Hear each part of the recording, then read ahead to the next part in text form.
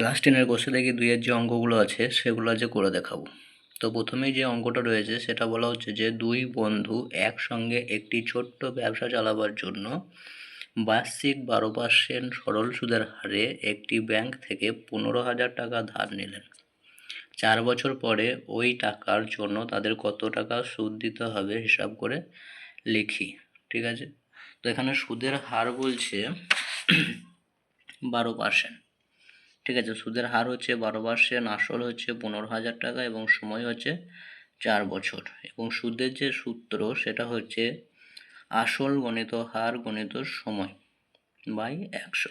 ঠিক আছে, বা ইংরেজিতে লিখলে I সমান PRT বাই 100। ঠিক আছে, তো আমাদের আসল বলেছে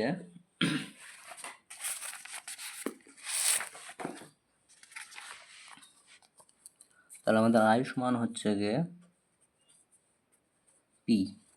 পি আমরা কত পেয়েছি, পি হচ্ছে আমাদের 15,000। ঠিক আছে, 15,000 গণিত হার, হার সমান হচ্ছে 12 গণিত আমাদের যে সময়টা হচ্ছে কত, 4 বছর বাই 100। ঠিক আছে, এখানে 100 দুটো শূন্য কাটলাম, এখানে 15,000 দুটো শূন্য কাটলাম। ঠিক আছে, তাহলে I সমান হচ্ছে গিয়ে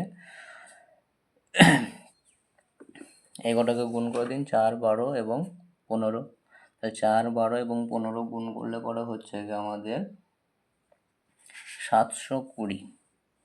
ঠিক আছে, 720, 4-এর সঙ্গে 12 এবং 4, 12 এবং 15কে একসঙ্গে গুণ করে হচ্ছে 720, আর আগে থেকে একটা শূন্য ছিল মানে 7,200 টাকা। ঠিক আছে, তাহলে সুদের হার হচ্ছে 12%, আসল হচ্ছে 15,000 টাকা এবং সময় হচ্ছে 4 বছর। তাহলে আমাদের সুদটা কত সেটা জানতে চাইছিল। সুদ আমাদের কত বেরোলো, 7,200 টাকা। ঠিক আছে, তাহলে আমরা এখানে লিখে দেবো অতএব নির্ণয়